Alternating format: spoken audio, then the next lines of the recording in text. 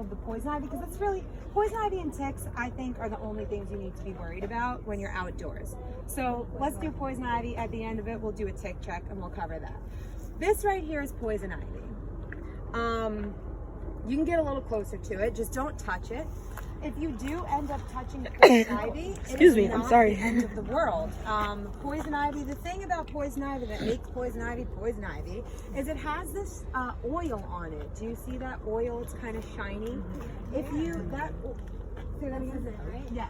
Where is it shiny? It's just shiny on the leaves. They're not so glistening, but they have an oil on the leaves. This is poison ivy too. And that is the stuff that if it gets on you, it'll make you itchy at best. It'll give you rashes and burns at worst. The good thing is that the oil takes a few hours to set into your skin. So if you get poison, yes, you wash it off, and the way to do that is you want to take Dawn dish soap, something like heavy, and you want to go ahead and give yourself a nice lather 3-4 times over, okay? A lot of people, they get poison ivy like on the back of their forearms.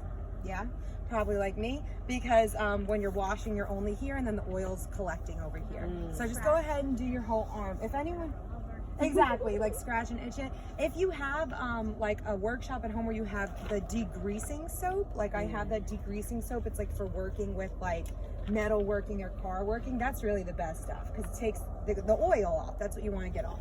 So what we're looking for poison ivy is we are looking for leaves of 3, let it be. You can remember that? Leaves of 3, what you gonna do? Let it be. Okay, bet. And then so it's kind of hard to see it here, but do you see how these are kind of coming off ropes that are coming off of the tree? Poison ivy is not a tree. It is not a bush. It is not a low-lying plant. It is a vine. And vines like to grow up trees. They like to grow up fences. They need a structure to grow up.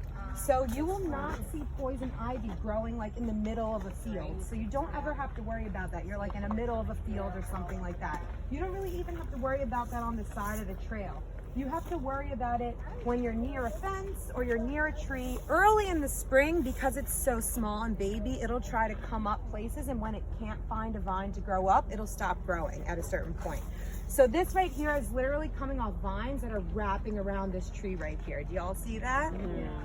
And it's, yeah, and you see right here, these little flowers. Poison ivy actually does grow little green berries. So a lot of people don't get to see poison ivy so mature to the point where it's growing the green berries. So if you see that, be mindful in some poison ivy plants. The third thing that I like to say about poison ivy is don't be a dope, don't touch the hairy rope. This one, we don't see the hair on the rope because it's so far off the tree. But when you see a hairy rope clinging to a tree, that could be poison ivy. A few different vines do that, but the hairy ropes, they like to cling on the tree. And there's actually some right there. So I just want to walk back and show you before we get back into eating the wild plants, just so I can show you the hairy rope.